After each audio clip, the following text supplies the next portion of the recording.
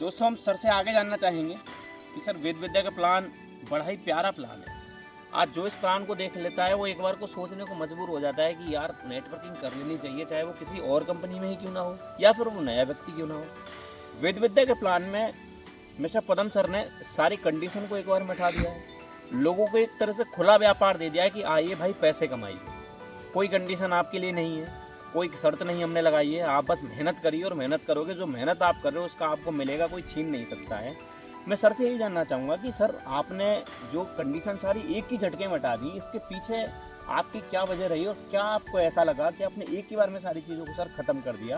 क्या इसके पीछे सर उद्देश्य है? क्या सवाल लेके आए सर आप, बहुत बढ़िया सर, बहुत अच्छी बात है, आपने बड़ा शानदार सवाल निकाला है। आपके सवाल की दाद देता हूँ क्योंकि कम लोग ऐसा होते हैं जो उस बात को सोच पाते हैं, आप नहीं सोचेंगे। तो हमने कुछ भी ऐसा खास, मुझे नहीं लगता है कि कुछ खास हमने किया है। हमने तो वही किया है जो डायरेक्ट सेलर का हक है, जो डायरेक्ट सेलर को मिलना चाहिए, और उसके लिए ही डायरेक्ट सेलिंग में इंडस्ट्री में व्यक्ति आता है।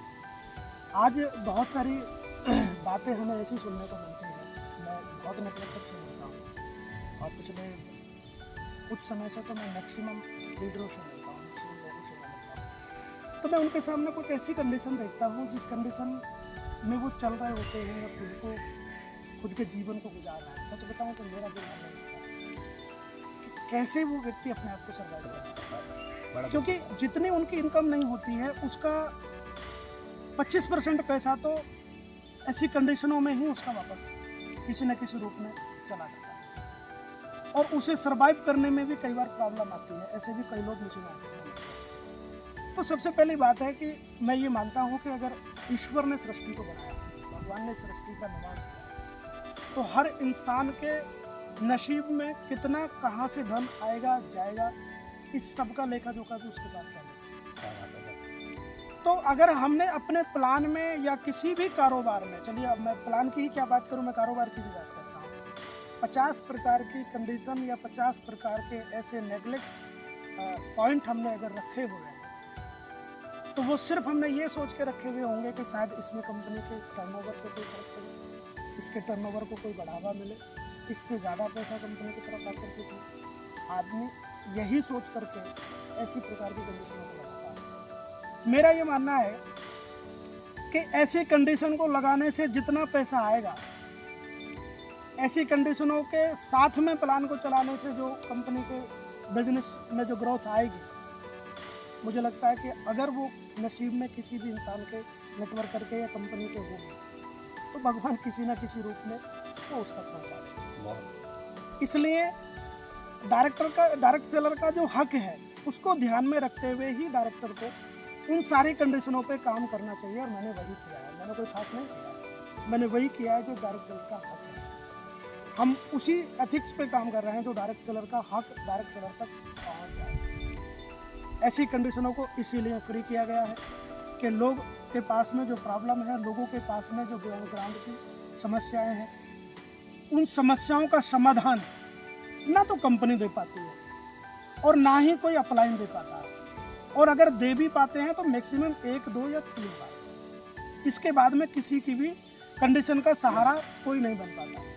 लेकिन ये प्लान यूनिक है, ये आदमी को एहसास करा देगा कि वाकई उसकी ज़िंदगी यहाँ करके बदलेगी। हाँ, मैं ये भी देखता हूँ कि इस प्लान में जितनी अच्छाइयाँ हैं, इस अच्छाइयों का लोग दुष्प्रभाव निकालते हैं, उनका तर्क निकालते हैं, वितर्क करते हैं, ऐसा नहीं हुआ तो ऐसा क्यों हो जाएगा, ये प्रकार की बातें कंपनी में नहीं रहेंगी तो कंपनी वहाँ चली जाएगी, यहाँ चली जाएगी। तो मैं कई लोगों से ये सवाल पूछता हूँ कि अगर एक नेटवर्कर या एक डायरेक्टर किसी भी प्रकार के बिजनेस को ग्रोथ करा रहा है तो ये वो सोच के कराता है कि सबसे बेस्ट इंडस्ट्री है, सबसे अच्छी इंडस्ट्री है।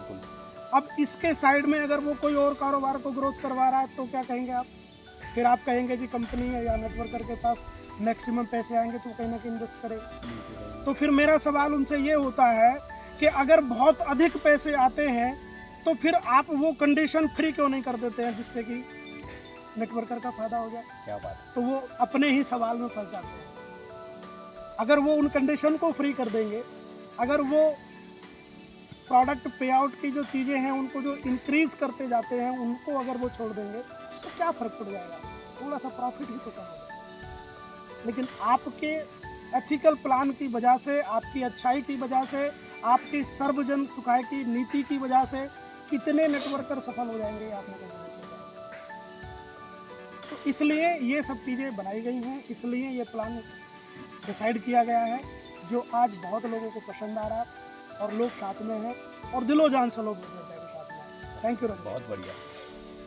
आपने सुना दोस्तों कि सर ने कितना शानदार तरीके से इस चीज़ को डिस्क्राइब किया है कि दोस्तों सर का कहना है कि जब एक व्यक्ति इस इंडस्ट्री को में आता है, नेटवर्किंग कंपनी की कोई भी व्यक्ति शुरुआत करता है, उसका एमडी बनता है, तो कहता है कि नेटवर्किंग सबसे श्रेष्ठ इंडस्ट्री है जो लाखों लोगों का भला करती है। लेकिन कुछ समय के बाद में उसकी नीयत खराब होने लगती है और नेटवर्किंग के आड़े में और भी व्यापार व्यक्ति पनपाने लगता है। क्यों?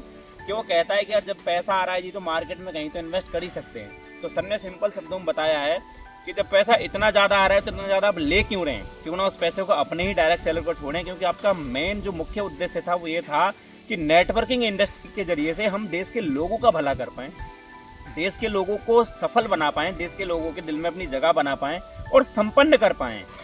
यानी कि सर्वगुणता का एक गुण सर ने प्रदर्शित किया। सर ने बताया है कि जब सब लोगों का भला होगा, सारे लोगों का भला होगा, तो हमारा भला तो इसमें हो ही रहा है दोस्त। और ज़िंदगी में सबसे बड़ी दौलत अगर कोई है तो सम्मान और प्यार है। पैसा तो एक ना एक दिन इस धरती पे ही रह के चला जाता है, कोई किसी के साथ में लेके नहीं जाता।